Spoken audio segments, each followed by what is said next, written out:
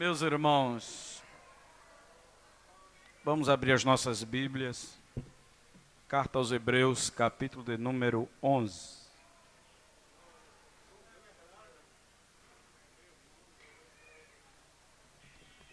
Eu rogo as orações de toda a igreja e a compreensão do nosso santo ministério para neste momento nós falarmos a palavra de Deus, porque o Senhor nos chama à responsabilidade para cumprirmos o nosso dever. É injusto o maior culto da igreja, onde se reúne o maior número de crentes durante o mês. Vou dizer isso na humildade do Espírito Santo, que se dê apenas 10, 15 minutos de uma reflexão para preencher alguma lacuna. Tem pessoas que trabalham, outros viajam e vêm a um culto como esse cercar a mesa do Senhor. Deve sair bem alimentado para a glória do Senhor nosso Deus. E o Senhor pôs em meu coração uma palavra que está na carta aos Hebreus, capítulo 11, nos versículos 23 a seguir.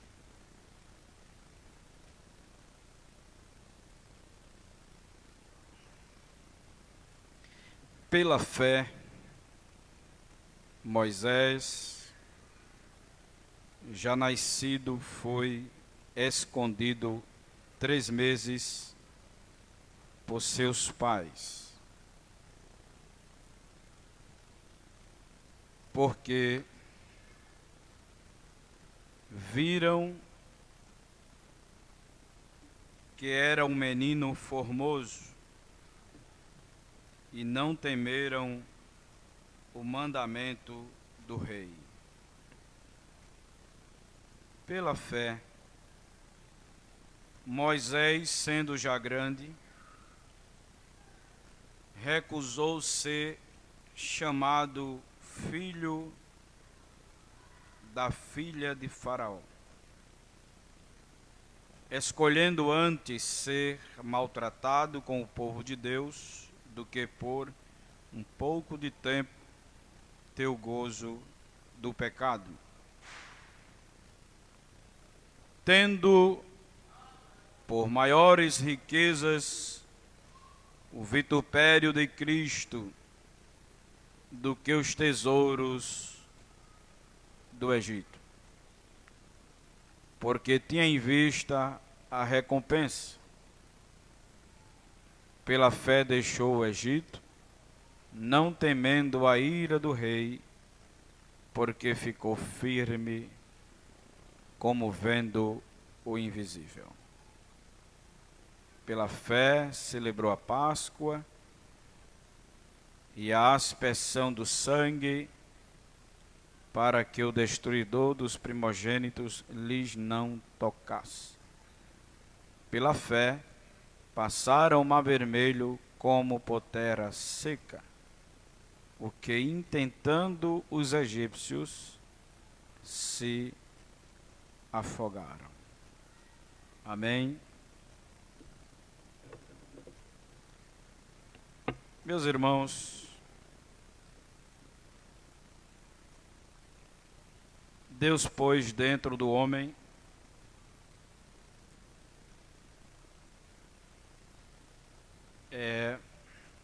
o poder de ele escolher.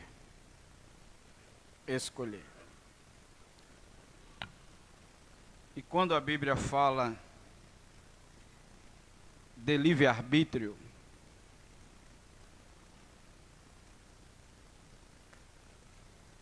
e a compreensão é muito clara na Escritura quando se fala de livre-arbítrio, que Deus deu ao homem o poder de escolher. Não é simplesmente sobre gostar de doce ou de alguma coisa salgada. Não é a escolha de cor, se preto, marrom, vermelho, verde. Se gosta de comer muito ou pouco.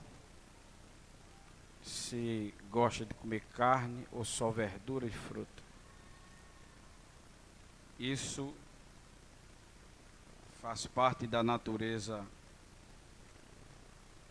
humana do homem ter gosto e vontade. Mas o livre-arbítrio, ele vai mais do que isso. Está se referindo à escolha de obedecer a Deus ou pecar contra Deus. Não é simplesmente se gosta de carne ou não. Se gosta de dormir o dia todo ou de se acordar cedo. Se gosta de trabalhar ou de ser ocioso, preguiçoso. O livre-arbítrio é o poder que Deus deu ao homem de decidir, É uma escolha decisiva se é para obedecer a Deus ou se ele prefere pecar contra Deus. Por isso que é importante ensinar os filhos sobre a lei de Deus. Ora, o islamismo ensina aos filhos. O espiritismo educa os filhos. O catolicismo também educa os filhos. Todo e qualquer movimento religioso, por mais desviado que seja da sã doutrina, ele tem seu código de conduta. E não é só para líderes e seguidores. Esse código ele também passa para filhos, para a família, e procuram implantar. Uns mais laico, né? E outros na pressão como o islamismo, como diz nós no interior, na tora mesmo. E com o cristianismo não é diferente. Os filhos devem ser ensinados, porque eles vão crescer e vai chegar o momento deles decidirem por eles se querem a Deus ou não. Por isso que lá em Deuteronômio 6, eu citei outro dia que Deus exigiu que eles ensinassem aos meninos, escrevessem nas portas das casas, nos umbrais, fizesse uma pulseirinha, amarrasse uma fitinha no pulso, escrito com os mandamentos, e também na testa. Não é escrever na testa, mas também numa fita, e escrevesse, chama de filactéria, né? E amarrasse. Ao levantar, além de estar na porta vendo e no umbral, no pulso, e saber que estava na testa um do outro, os pais deveriam, ao levantar, antes de tomar o café, deveriam citar oralmente aquilo ali que estava escrito. A mãe em casa falava para a menina, o pai com o menino a caminho do campo, falava, parando para comer, voltando para casa, e antes de dormir, falava de novo. Então Israel tinha que ouvir e ver diariamente aquele código de conduta, aquela doutrina, aquele preceito, aquela lei, aquele mandamento de que Deus é o único Senhor. Interessante, irmãos, que Moisés, por um pouco, Moisés não foi morto, porque estava nos planos de Deus ele viver e tirar Israel do Egito. E olha como é que Deus trabalha. Todos já conhecem o fato de Êxodo, segundo livro, capítulo 2, está lá, como foi que ele escapou. O faraó da época ordenou que matasse todo homem nascido das hebreias. Só que Deus deu temor a duas parteiras que coordenavam os partos das hebreias, a que dissesse a todos que não matassem nenhum macho. E a mãe de Moisés pôs ele numa arquinha de junco no Nilo, onde até hoje tem crocodilo do grande. Não é de centímetro não, é de metros. E aquele barquinho de junco, com aquela criança chorando, nenhum crocodilo daquele chegou perto da arca para virar a arca e comer. Porque era Deus que estava guardando Moisés. E a Bíblia diz que de longe a irmã ficou olhando o barquinho, as águas levando e Moisés dentro. A mãe com o coração partido, a irmã também, mas a filha de Faraó, que seria a sucessora do trono, ela tomando banho com as suas amas ali na beira do rio, ela escutou aquele choro. E quando ela pegou, ela identificou que o menino não tinha afeição ou características de descendentes de egípcios. E ela disse: é muito formoso, é bonito e é um hebreu. Ela disse: temos que procurar alguém que crie esse menino. Ora, na beira do rio, a irmã dele já estava vendo para onde é que o barco ia, né? E quando ela viu que a filha do faraó pegou a criança, a irmã de Moisés, Miriam, foi tomada a dizer: eu sei quem pode cuidar. Quem? A própria mãe.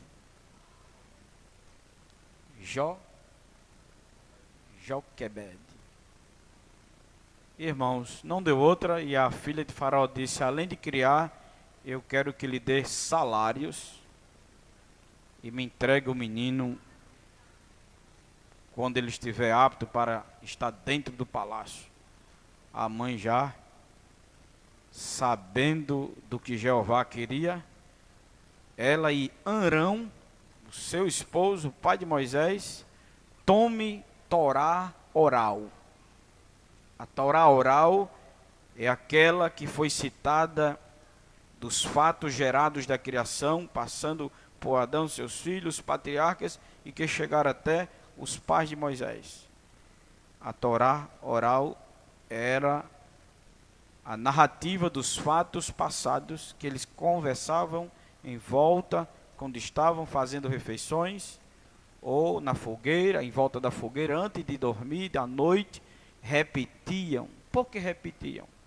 Porque Deus fazia os corações de ambos arderem para falar aquilo todo dia, sem se cansar.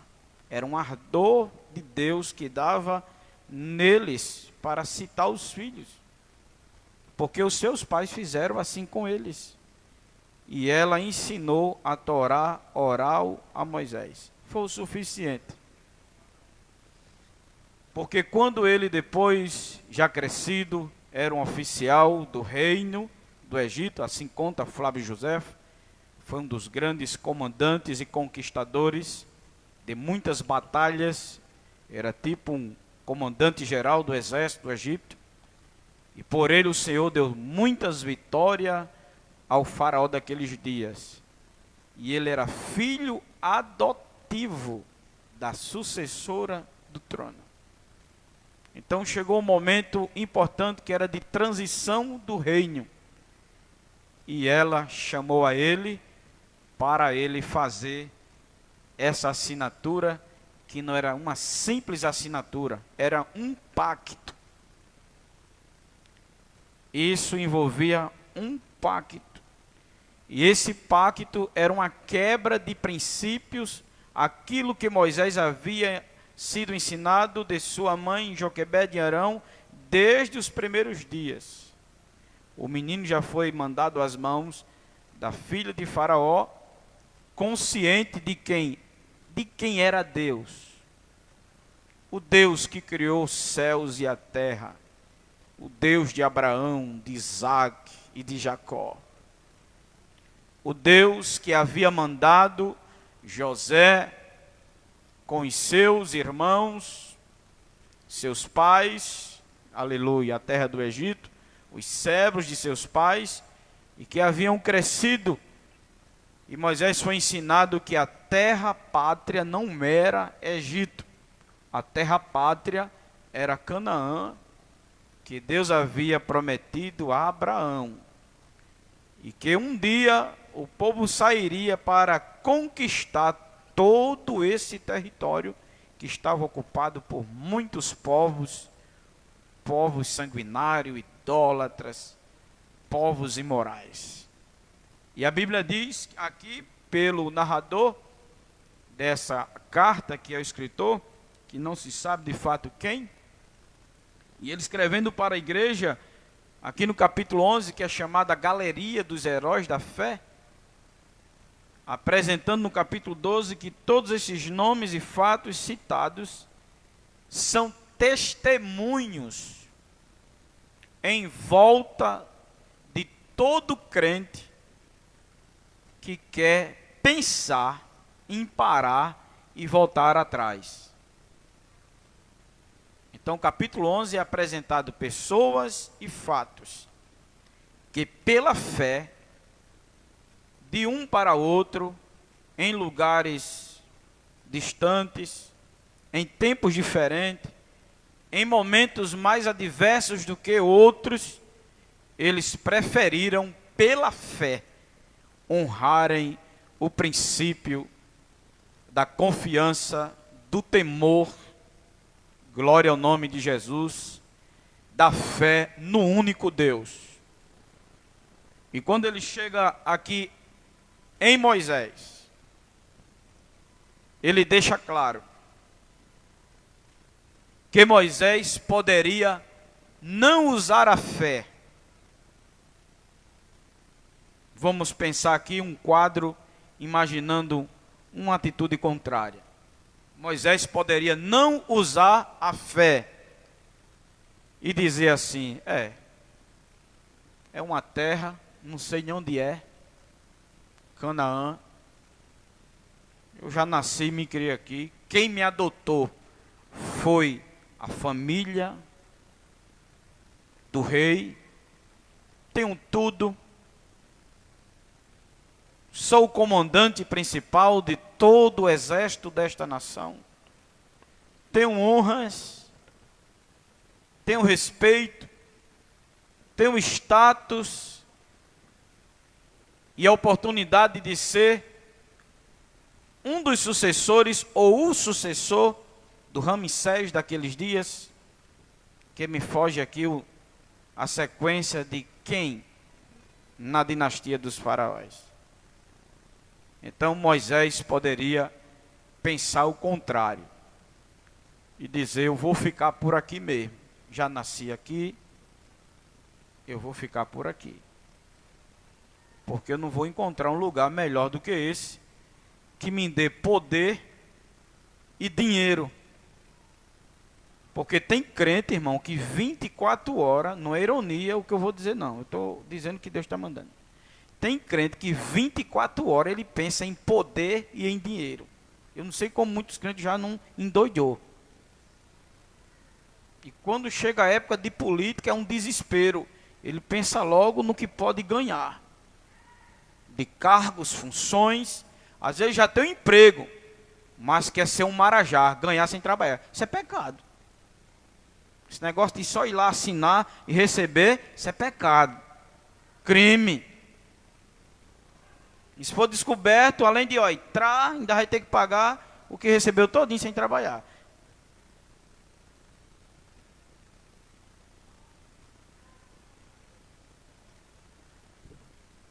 Esse exemplo de Moisés é um exemplo forte para a igreja de hoje.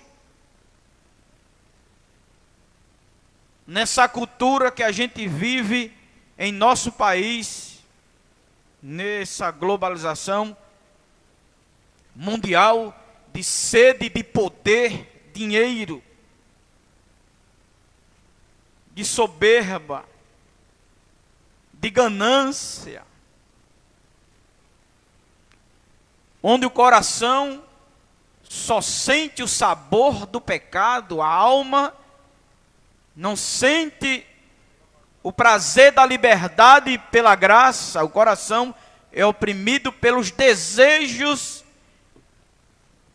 concupisciosos, das paixões infames, da natureza caída, herdada de Adão. E esta igreja, a quem foi dirigida essa carta, os irmãos estavam querendo dar para trás, voltar. E o escritor disse, no capítulo 12, ele disse: olhe, vocês estão rodeados de uma grande nuvem de testemunhas. Como que dizendo, vocês vão voltar por qual motivo? Qual motivo vocês querem parar? Vamos olhar para Moisés? E olha o que é que ele diz, isso é interessante. Acompanhe na sua Bíblia, se pode. Ou na Bíblia, ou no aplicativo da Bíblia, no seu celular. Um pregador que já está chateado, né? Ele diz assim, tem crente que tem vergonha de andar com a Bíblia, anda com o celular, amém. Pelo menos no celular, um aplicativo, né? Que lá no Afeganistão, já que ninguém podia andar com a Bíblia, estava com o aplicativo. E aonde ele estava achando alguém, um crente com um aplicativo da Bíblia, estava morrendo, sendo morto no meio da rua. Mas ainda que tenha um aplicativo, glória a Deus, abra aí e veja esse texto do capítulo 11, o versículo de número 24, que diz assim: pela fé, Moisés, sendo já grande, recusou ser chamado filho da filha de Faraó, escolhendo antes, olha que mudança, irmãos, de condição. Isso aqui a gente lê, é fácil ler, mas de fato o que aconteceu, isso foi algo que, se não fosse fé, ele não daria um passo para isso, não. Se não fosse fé no Deus eterno e invisível, ele não tinha dado um passo. Pecar é uma escolha, irmãos. Obedecer a Deus também é uma escolha. Ir para o inferno, isso é fato, é uma escolha. Querer ir para o céu também é uma escolha. Por isso que Deus não deixou a humanidade a mercê para escolher sem ter uma opção. Ele mandou Jesus.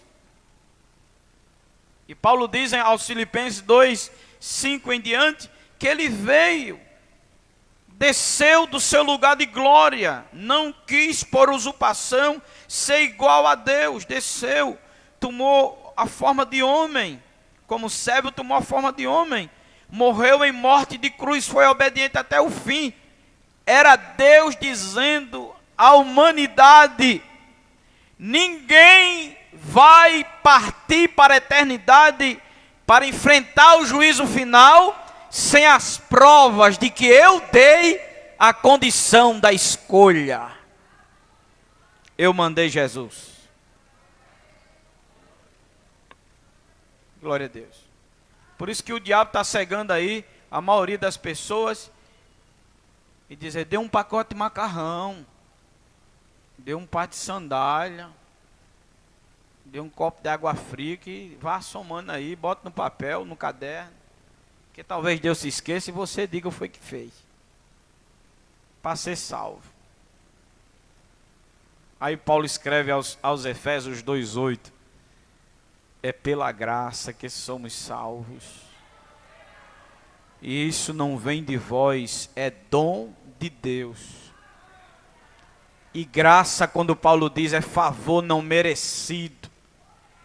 A humanidade não merece, nem tem condição de comprar a salvação. Está lá no Salmo 49, ainda que o pai queira comprar a salvação do filho usando as riquezas, não compra, ninguém pode comprar a salvação, porque a salvação não se compra com prata nem com ouro. Está lá, 1 de Pedro 1, 17, 18 e 19, não é prata, não é ouro, nem as vãs tradições que recebemos nossos pais, mas é pelo precioso sangue de Jesus. 1 Coríntios 6, um dos últimos textos, Paulo diz que fomos comprados por bom preço, ou um excelente preço. E qual o preço? O sangue do Cordeiro de Deus, que foi anunciado no Éden, no dia que Adão e Eva caiu, foram punidos, vestidos, postos para fora e sentenciado. Deus disse para Satanás ouvir, eu levantarei da semente da mulher um que porá fim a esse reino de Satanás. E Jesus veio. Glória ao nome do Senhor para sempre. Que cenário! Moisés sendo já grande, formado, disse Paulo, se não me foge, em uma de suas pregações, parece que Atos 13, ele diz que Moisés instruído em toda a ciência do Egito.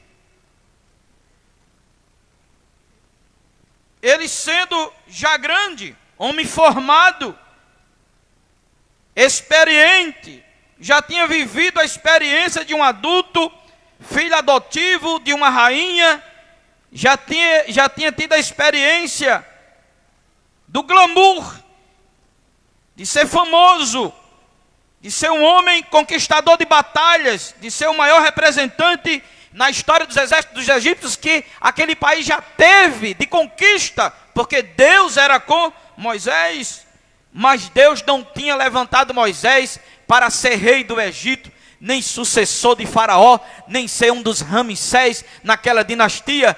Deus levantou Moisés para tirar o seu povo vindo dos lombos de Abraão, um homem que ele chamou da além do Eufrates para levantar uma nação chamada Israel por seu nome.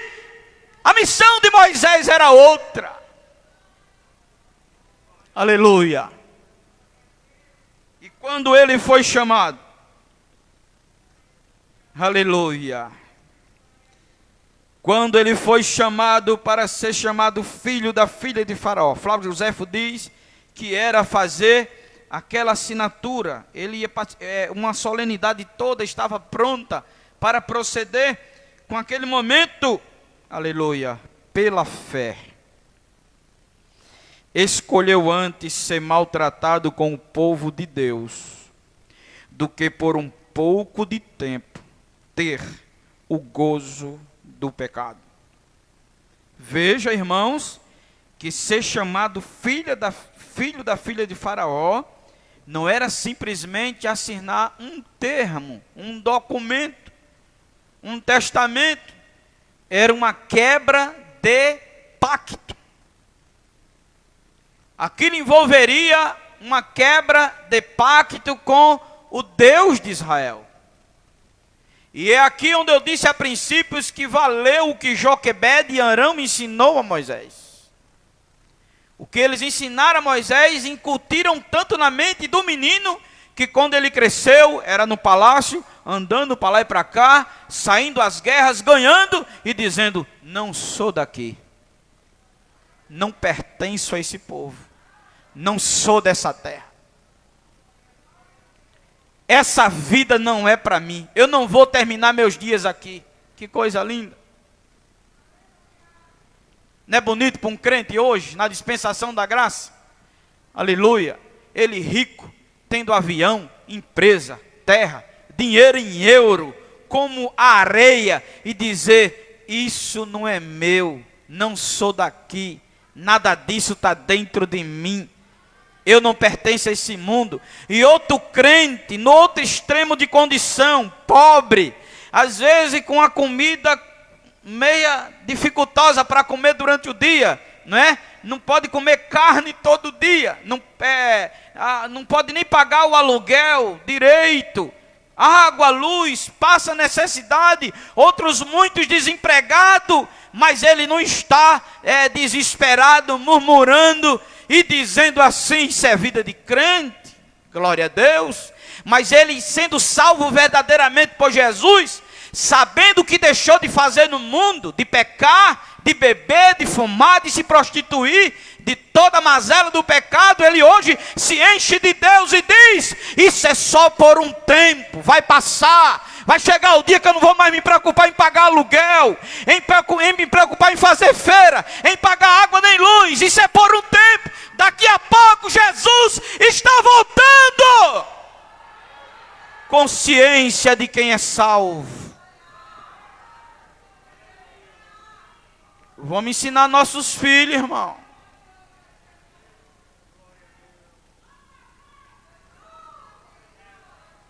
Não dê rede social a seus filhos, não. Não alimente isso, não, quando criança, não, porque é mesmo que passar manteiga na venta de gato. Não vai servir de nada. Dobra o joelho na frente desse menino em casa. Não obrigue essa criança a dobrar o joelho, não, mas dobra o joelho e deixa ela andar dentro de casa para lá e para cá, e você lá de joelho, ela vai chegar perto de você e vai dizer: o que é que manhã está fazendo? Eu estou orando a papai do céu. A menina vai vendo isso todo dia, o menino aí, daqui a pouco está de joelho também, eu quero falar também, aí começa.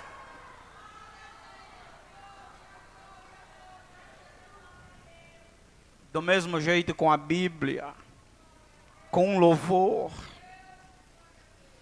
porque o diabo está tirando proveito com essa geração de crentes hoje, porque a falha está em casa e em algumas lideranças que não ensinam. Se as lideranças tivessem compromisso no altar de ensinar e bater com a marreta sexta-feira num ponteiro para quebrar uma pedra, como fazem aqueles pessoas que fazem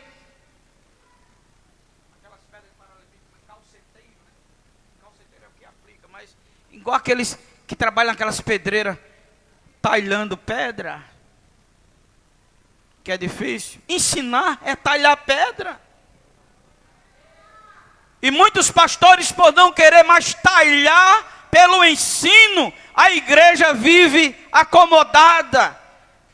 Esse comodismo convence o coração que já está fraco, sem orar, sem motivo para ler Bíblia e cultuar em casa. Os filhos vão crescendo dentro desse ambiente e sobe quem tira proveito: Satanás. É por isso que é uma geração que quer conhecer o sexo ainda na adolescência. É por isso muita prostituição, casamento que não se sustenta por causa do princípio que não é aplicado em casa.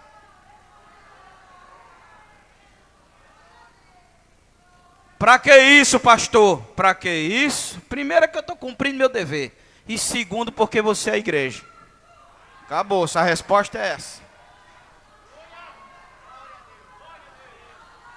Por isso que eu fico preocupado. Eu fui chamado para ensinar. Eu me sinto um atalaia com a trombeta de Deus nas mãos. Toda oportunidade que eu tenho com vocês é como se Deus nos meus ouvidos estivesse dizendo: ensina, ensina, ensina, ensina, ensina.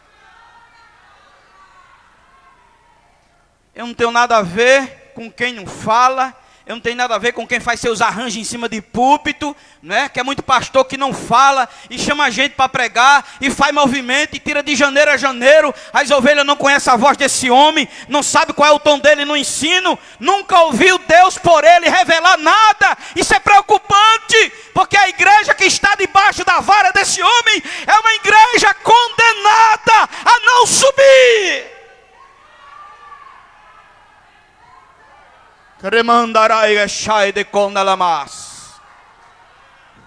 Aleluia, aleluia, aleluia, aleluia, aleluia. Quem me chamou me deu um castiçal na mão, e esse castiçal é vocês. Aonde eu estiver, aonde eu passar, eu sei que estará uma igreja precisando que os 7 bicos dela esteja aceso, e para o Espírito Santo operar é na sua plenitude. Nós temos que talhar, talhar, talhar, talhar, até formar Cristo em vocês.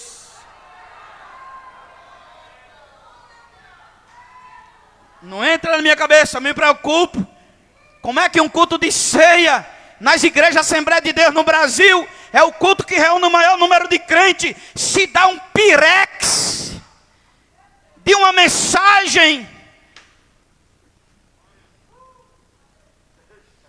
com mousse de limão, enche a liturgia do culto de hino e um pirex de mousse de limão para animar o crente para passar o mês todinho. Isso é uma vergonha. Homens que Deus tirou do pecado, lavou, regenerou e investiu de sabedoria. Não foi para chegar aqui e fazer do púlpito um momento de animação, porque vocês não precisam de animação. A animação quem vos dá é o Espírito Santo, mas ensinar é nós os pastores.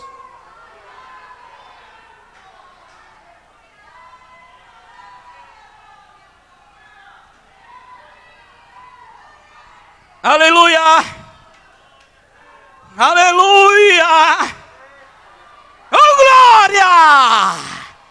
É para Satanás se torar em toda ação do mal, em nome de Jesus, no poder do sangue do Cordeiro. Agora, seja repreendido. Aleluia! Aleluia! Aleluia!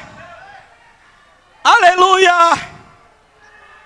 Oh, glória a Deus! Oh, glória a Deus! Sabe quem é que nos dá poder de decisão? O ensino da palavra. O ensino, ele mostra os códigos. Ele sinaliza o caminho espiritual. Se não houver ensinamento, eu e você come gato por lebre, se comporta de qualquer jeito. Mas nós não podemos se comportar de qualquer jeito. Qualquer decisão não pode ser uma decisão. A decisão deve ser a decisão. Por isso que Jesus disse sim para sim e não para não. Isso é decisão. Mas para isso tem que haver orientação. E quem orienta é o ensino. E ele só orienta se alguém falar. E nesta noite tem alguém precisando ouvir isso. Ao sair daqui, você decide errado se quiser, meu irmão. Você decide se quiser, minha irmã. Mas Jesus lhe trouxe aqui e lhe pegou, de jeito mesmo. Eu duvido. Ao sair daqui, ao amanhecer o dia, o restante da semana, do mês ou do ano, você só vai fazer errado se quiser. Mas Deus está dizendo, quem mais tinha motivo para não aceitar era Moisés, mas ele não aceitou. Quem mais tinha motivo para aceitar a proposta era Moisés, mas ele não aceitou.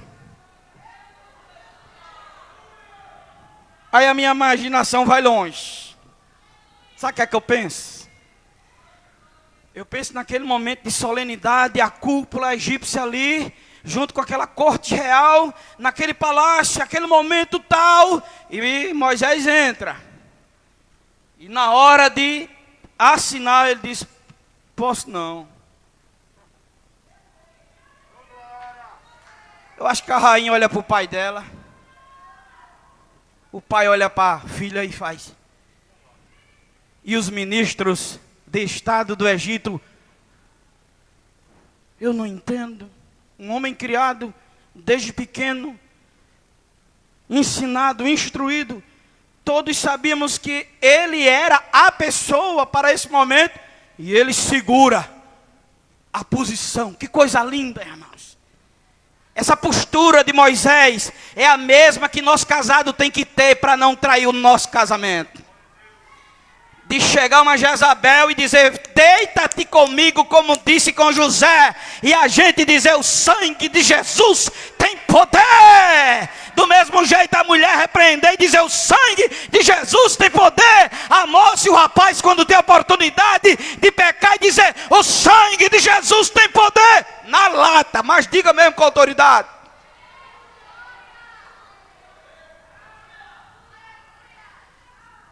Irmãos, aquela assinatura, Moisés faria um pacto espiritual com toda a situação religiosa dos egípcios.